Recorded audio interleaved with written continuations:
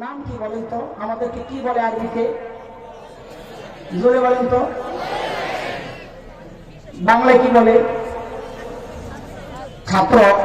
ছাত্রের আরবি কি? তালেবুল ইলম। ছাত্রের আরবি কি বলেন না? ছাত্রের আরবি কি? তো বাংলায় বলতেছেন ছাত্র, আরবি বলেন তালেবুল ইলম। ঘটনা কি? বোঝা গেল ভিতরে বিষয় প্যাস একটা আছে। কি প্যাস?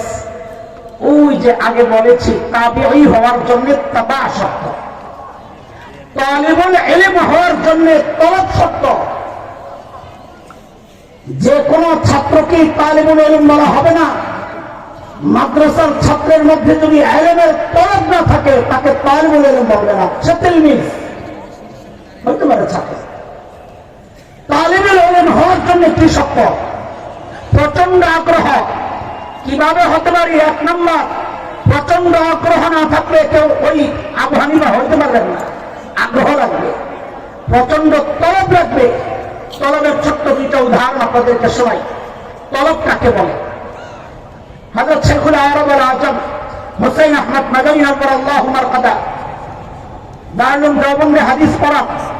সারাদিন রাজনৈতিক কারণে ইংরেজদের বিরুদ্ধে আন্দোলন চলছে, সংগ্রাম চলছে। এই মিশনে সারাদিন বাইরে ঘুরে গভীর রাতে মাদ্রাসায় ঢুকেন। তালিবুল ইলমরা অস্থির, কিভাবে ওনার কাছ থেকে মেহনত ইলম নিবে, অস্থির, পায় না হুজুর। হযরত মাদানী রহমাতুল্লাহি আলাইহি একটা অভ্যাস ছিল, দারুল ঢুকেন, দেওবন্দ মাদ্রাসায় ঢুকে গভীর রাতে ওযু করতেন, ওযু করতেন।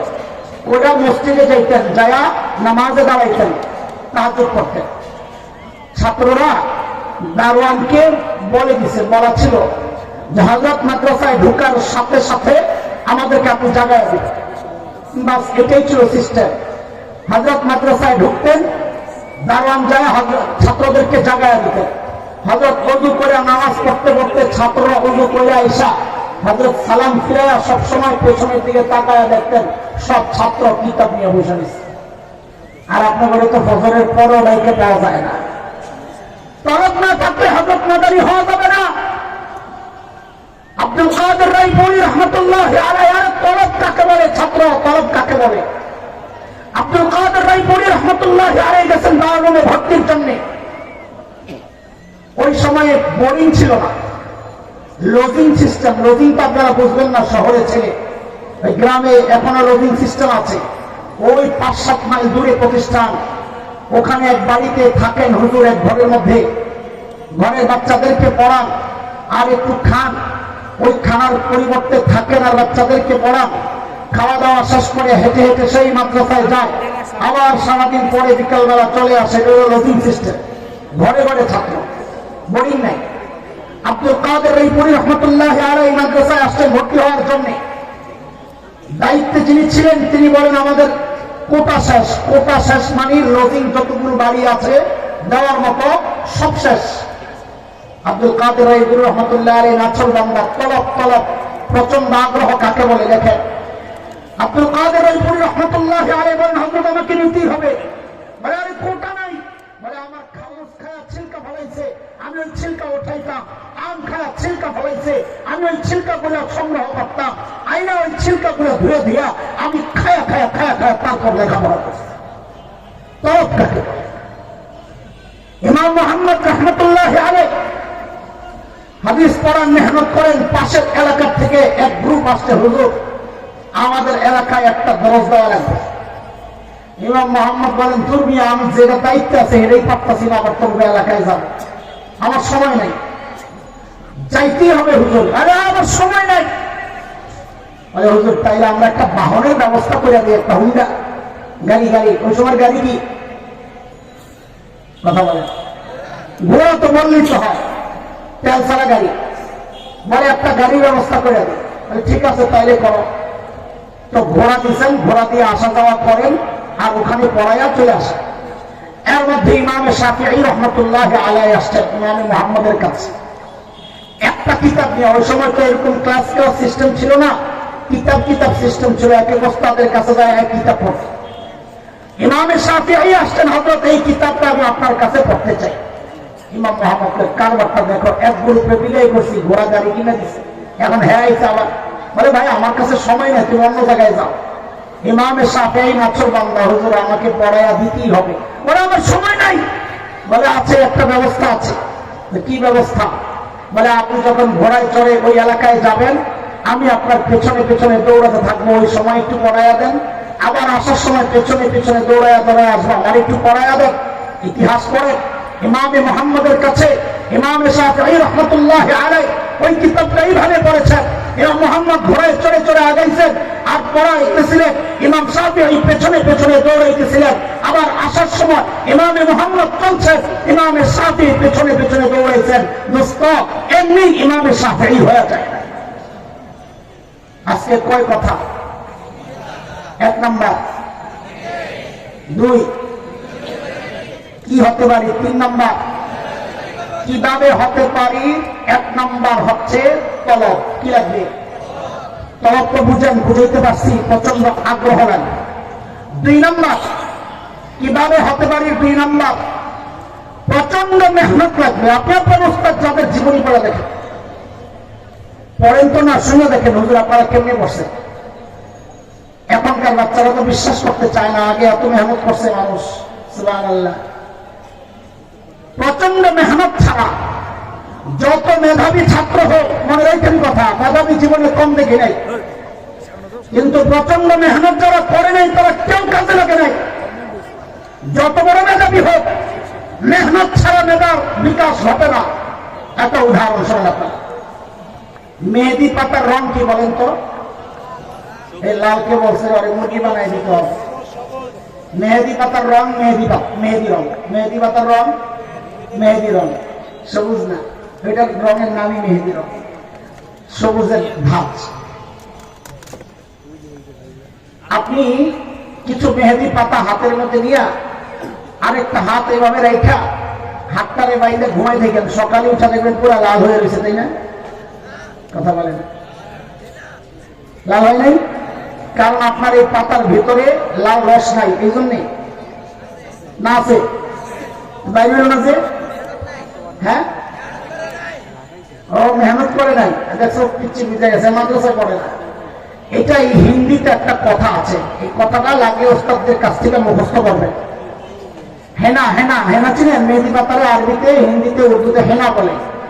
হেনা রং লেতি হ্যায় পত্থর সে ঘিস জানে কে বাদ। বলে হেনা রং লেতি হ্যায়, বলেন বলেন। হ্যাঁ, হেনা। আজকে আমি বয়ান করতেছি না তো, বয়ানের মানুষ নাই, আপনার ছাত্ররা বলেন আমার সাথে, হেনা রং লেতি হ্যায় পত্থর সে ঘিস জানে কে বাদ।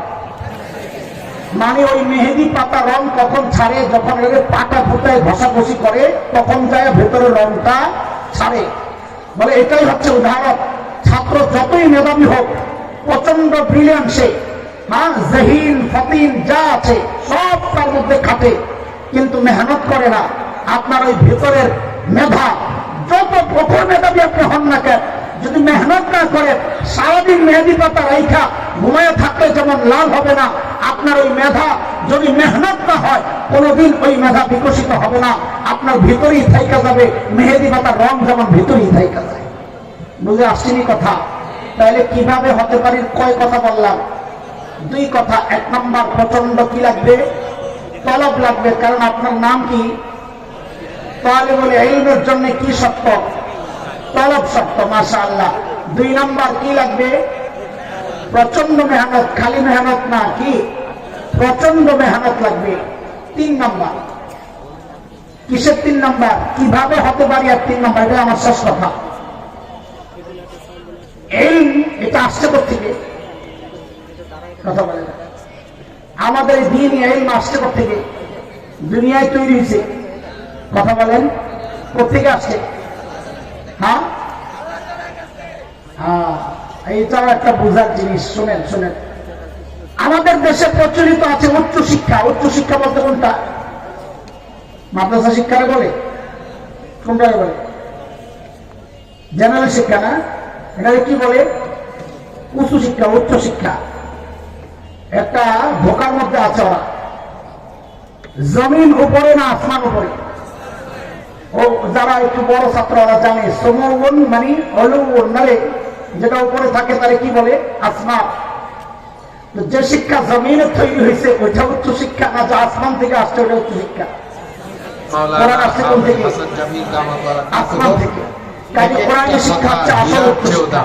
ঠিক আছে কথা? আচ্ছা ঠিক আছে। তো এই আসছে কার থেকে? কার থেকে? নাযিল করছেন কে? আর রহমান আল্লামাল কুরআন। কার কার কার চিল্লায় কোন কার? এই ইলম কার? আল্লাহর ইলম পবিত্র না অপবিত্র? নাউযুবিল্লাহ। জিজ্ঞেস করাটাও তো কেমন লাগে, পবিত্র না অপবিত্র? ইলম পবিত্র জিনিস না অপবিত্র জিনিস? আমাদের হযরত মুফতি আব্দুল মালিক হাফিজাহুল্লাহ তিনি বলেছেন, হযরত আব্দুল হাই পাহাড়পুরী রহমতুল্লাহ আলাইহি বলতেন, মানে কথাটা মূলত আব্দুল হাই পাহাড়পুরী রহমতুল্লাহ আলাইহি নকল করেছেন আব্দুল মালিক হাফিজাহুল্লাহ। আমরা হযরতের কাছ থেকে শুনেছি, হযরত বলেন আব্দুল হাই পাহাড়পুরী রহমতুল্লাহ আলাইহি বলতেন, ইলম যদি অর্জন করতে হয়, ইলম যদি অর্জন করতে হয়, সর্বপ্রথম ইলম অর্জনের যে মাধ্যমগুলো আছে, ইলম অর্জনের মাধ্যম চোখ। বলে ইলম অর্জনের মাধ্যম চোখ, ইলম অর্জনের মাধ্যম জবান, ইলম অর্জনের মাধ্যম হাত, হাত দিয়ে লিখতে হয়। ইলম অর্জনের মাধ্যম কান। কয়টা পাইলা? চারটা। ইলম, ওই ইলম যদি কেউ অর্জন করতে চায় তাহলে তাকে এই ইলম অর্জনের যে মাধ্যমগুলো আছে এই মাধ্যমগুলোকে পাক রাখতে হবে। পাইপলাইনটা যদি পাক না থাকে, ওদের দিয়ে পাক পানি ছাইড়া দিলে কি হবে? নাপাক পাইপলাইন দিয়ে ঢুইকা ওই ইলম নাপাক হয়ে বাইর হয়। বলে ইলম আবার নাপাক হয় কেমনে? বলে ইলম নাপাক হয় মানে হচ্ছে ওই ইলমটা নূরহীন হয়ে যায়। ইলম নূর, নূরহীন ইলম এটা কেউ যদি পায় সে আলেম হতে পারে, যদি পাপ করে গুনাহ করে সে আলেম হইতে পারে, কিন্তু সে ইলম পায় নাই, ইলমের লাশ পাইছে, লাশ লাশ। বলে লাশ পাইছে না হাকিকি ইলম পাইছে? বুঝবো কেমনে? বলে ইলম হচ্ছে নূর, নূরের আলোর স্বভাব হচ্ছে নিজেও আলোকিত, আশপাশকেও আলোকিত করে। যে আলেম নিজেও আমল করে না সে নূরহীন, তার আশপাশকেও আলোকিত করে না। যাকে দেখে আরেকজন হেদায়েত পায় না, যাকে দেখে আরেকজনের আমল পরিবর্তন হয় না, বুঝতে হবে সে ইলম পাইছে কিন্তু ইলমের নূর পায় নাই। সে রূহ ছাড়া ইলম পাইছে, তার কাছে ইলম আসে নাই, ইলমের লাশ আসছে, লাশ লাশ লাশ। বুঝে আসছেন কথা? কয় মাধ্যমকে পবিত্র রাখতে হবে? কয় মাধ্যম? 5 নম্বর, ইলম রাখার যে জায়গা, দিল, কলব, ভাণ্ড। বলে ভাণ্ড পাক রাখতে হবে। এই জন্য দিল যদি সাফ না হয়, দিলের যে সমস্যাগুলো আছে, কলবের সমস্যা, রুহানি সমস্যা, এগুলো যদি পাক না হয়, পবিত্র না হয় কলব, এই সমস্যা থেকে তার কাছে ইলম আসবে কিন্তু ওই ইলম দ্বারা সে নিজেও উপকৃত হবে না, ওই ইলম দ্বারা তার আশপাশে উপকৃত হবে না। ইলমে নাফে বলে না ওইটাকে। এই জন্য ইলম পাওয়ার জন্য কিভাবে হতে পারি, এর মধ্যে প্রথম শর্ত হচ্ছে তালিবুল ইলমের জন্য তলব জরুরি। 2 নম্বর হচ্ছে প্রচন্ড মেহনত জরুরি। 3 নম্বর হচ্ছে গুনাহ থাকতে হবে, গুনাহগারকে আল্লাহ তাআলা ইলম দান করবেন। 10 নম্বর। আমি শেষ করছি, আপনারা আপনাদের উস্তাদদের কাছ থেকে একটা পড়া প্রায় শোনেন, একটা কবিতা ইমাম শাফিঈ রহমতুল্লাহ আলাইহি, মনে আসেনি? নিজের উস্তাদ ওয়াকিয়ের কাছে যায় নালিশ করছেন নিজের নামে, নিজের বিরুদ্ধে, হুজুর আমার তো পড়া মনে থাকে না। ইমাম শাফিঈর পড়া মনে থাকে না, কারণ হলো ইমাম শাফিঈর তো ব্রেন আমাদের চেয়ে কম ছিল, ওই জন্য মনে থাকে না, তাই না? ইমাম শাফিঈর ব্রেনের খবর আছে আপনাদের? ওই মুহাদ্দিস সাহেবরা জানেন, হাদিসের কিতাবে আসছে ইমাম শাফিঈর ব্রেনের খবর। মদিনায় গেছেন ইমাম মালিক রহমতুল্লাহ আলাইহি, ইমাম দারিল হিজরা, মদিনার ইমাম ইমাম মালিকের কাছ থেকে হাদিস পড়তে গেছেন। ইমাম মালিক হাদিস এমলা করাই দিয়েছিলেন, হাদিসের পরিভাষা, হাদিস লেখাইতেছেন। ইমাম শাফিঈ গেছেন, যায়া দর্শে বৈশা, খাতা কলম নেন নাই, ওই সময় তার খাতা কলম আসছিল না, যেগুলোতে লিখতো, পাতা হোক, গাছের ছিলকা হোক, চামড়া হোক, হাড্ডি হোক, কাঠ হোক, যা পাইতো এটার মধ্যে লিখতো। ইমাম শাফিঈ মুসাফির মানুষ, খাতা কলম কিচ্ছু নাই, কালি নাই, কলম নাই। এখন খারাপ লাগতেছে, সবাই লিখতেছে, উনি চুপচাপ বসা। বলে কি করছে? একটা কাঠি নিয়ে হাতের মধ্যে লিখতেছে, হাতের মধ্যে লিখতেছে। লেখা শেষ, ইমাম মালিক রহমতুল্লাহ আলাইহি ডাক দিয়েছেন, এটা আদবের খেলাফ। এলেম হাতের মধ্যে লেখা, আদবের খেলাফ। তুমি হাতে লেখা কেন করে না? কিছু লিখি নেই। ইমাম মালিক তো অবাক হয়ে গেছে, কিন্তু দেখলাম বৈশা বৈশা লেখে, এমনি কিচ্ছু নেই। তাতে করে করছি, তো কি করছো তখন? মানে সবাই লেখে, আমার খারাপ লাগতেছে, জন্য বৈশা বৈশা এমন করছি। তবে না লেখলি কি হাদিস যা পড়াইছেন আমার মুখস্থ হয়ে গেছে। বলে কি তা ইতিহাস পড়েন যায় হাদিসের। ওই সবকে ইমাম মালিক 100 হাদিস পড়াইছেন সনদ সহ। ইমাম মালিকের কাছে হাদিস আসছে কোথাও 3 সনদে, কোথাও 4 সনদে। ওই সব সনদ, 4 নাম আর কি মাঝখানে, ওই সব সনদ সহ 100 হাদিস লেখাইছেন। দাঁড়ায় ইমাম শাফিঈ ওই মজলিসের মধ্যে সনদ সহ ওই 100 হাদিস মুখস্থ শোনায় দিয়েছেন। সেই ইমাম শাফিঈ ওস্তাদের কাছে যায় বলে, হুজুর আমার পড়া মনে থাকে না। তা আমাদের কি অবস্থা করবে? তো ওস্তাদ কি বলতেছেন? পড়া মনে থাকে না, তো পড়া মনে থাকার জন্য জরুরি হইল তুমি গুনাহ ছেড়া দাও। দেখছেন কারবা ইমাম শাফিঈ গুনাহ করছেন? কি মনে হয় আপনাদের? তারপরে বলতেছেন গুনাহ ছেড়া দাও। তো আমাদের কি অবস্থা? আমাদের পড়া মনে থাকবে কোথেকে? যা থাকে আমাদের মুরব্বিদের দোয়ার কারণে থাকে, নাইলে থাকার তো কথা না। সারাক্ষণ আমরা গুনাহে জড়িত, পড়া মনে থাকবে কোথেকে? তো ইমাম শাফিঈ পরে লেখছেন এটা কবিতা আকারে, যে কবিতা ওস্তাদরা আপনাদেরকে পড়ান, হাতের লেখায় শেখান। সেটা হতো ইলা ওয়াকিইন সুআ হিফজি ফাআওসানি ইলা তারকি মাআসি ফাইন্নাল ইলমা নূরুম মিন ইলাহি ওয়া নূরুল্লাহি লা ইউতা লিআসি। আমি আমার ওস্তাদ ওয়াকিয়ের কাছে পড়া মনে না থাকার অভিযোগ পেশ করলাম। ওস্তাদ বললেন তুমি গুনাহ ছেড়ে দাও। কেন? কারণ ইলম হচ্ছে আল্লাহর নূর। আল্লাহর নূর আল্লাহ কোনোদিন কোনো গুনাহগারকে দিবেন না। আপনি আপনার দামি জিনিস নাপাক জায়গায় রাখবেন, দামি জিনিস ময়লা জায়গায় রাখবেন না। তো ময়লা জায়গায় প্লেট রেখে খানা খাইতে চায় না মানুষ। আল্লাহ কেন তার এই নূর আর ইলম আল্লাহর জাতের অংশ, কালাম আল্লাহর জাতের অংশ। আল্লাহ নবী বলেছেন তাবাররাক বিল কুরআন ফাইন্নাহু কালামুল্লাহ তাআলা ওয়া খারাজা মিনহু। ওই যে কিতাব যারা পড়ছেন শরহে আকায়াত, আপনারা জানেন, এটা আপনারা পড়েছেন। আল্লাহ যেমন কাদিম, আল্লাহর সিফাতগুলো কাদিম, আল্লাহর কালাম কাদিম, আল্লাহর জাতের অংশ। আল্লাহর জাতের অংশ আল্লাহ একজন গুনাহগারের মধ্যে কেন রাখবে? এই জন্যে আপনার কাছে আপনি মনে করবেন গুনাহ করার পরেও তো আমি পড়া পারি, আমি তো আলেম হয়ে গেছি। আপনি আলেম হয়েছেন, আপনার কাছে এলেম আসছে, সেটা রূহ ছাড়া এলেম। আমার এই শরীরের মধ্যে রূহ আছে, শরীরের নাম আছে, রূহ নাই। এই শরীরের নাম তখন আর শরীর থাকে না, এটা লাশ। নাম পড়ে কি? লাশ। লাশ মানে লাইসা বিশাই, লাশাই, এটা কোনো বস্তুই না। রূহ নাই তো কোনো দাম নাই। যে এলেমের নূর নাই, যে এলেমের মধ্যে নূর নাই, ওই এলেম না, ওইটা হচ্ছে এলেমের লাশ। যে গুনাহ করে তার কাছে এলেম আসলেও ওইটা নূরবিহীন এলেম। ওই এলেম দ্বারা সে নিজে আলোকিত হয় না, তার আশপাশকেও আলোকিত করে না। এই জন্য নূর ওয়ালা এলেম যদি কেউ পাইতে চায়, আল্লাহর জাতের যে অংশ ওই এলেম যদি কেউ পেতে চায়, তার জন্য দরকার 1 নম্বর তলব, প্রচন্ড আগ্রহ। 2 নম্বর দরকার প্রচন্ড মেহনত। 3 নম্বর দরকার গুনাহ ছেড়ে দেওয়া। গুনাহ ছেড়ে দেওয়ার কিছু তাফসীল আমার কাছে ছিল, আমি সেদিকে যাচ্ছিলাম। আমার অনেক দূরের সফর, কথা রাখার জন্য আসছি। তো আমরা সাধারণত মাদ্রাসার ছাত্ররা কি গুনাহ করে? গুনার মধ্যে আমার কাছে সবচেয়ে বেশি চোখে লাগে যেটা ওস্তাদের সাথে বেয়াদবি। মাপ চাই আপনাদের কাছে। কোনোদিন এই কাজটা করেন না। আপনাদের ওস্তাদ যারা কিতাবের সামনে বসছে, খবর নিয়ে দেখেন।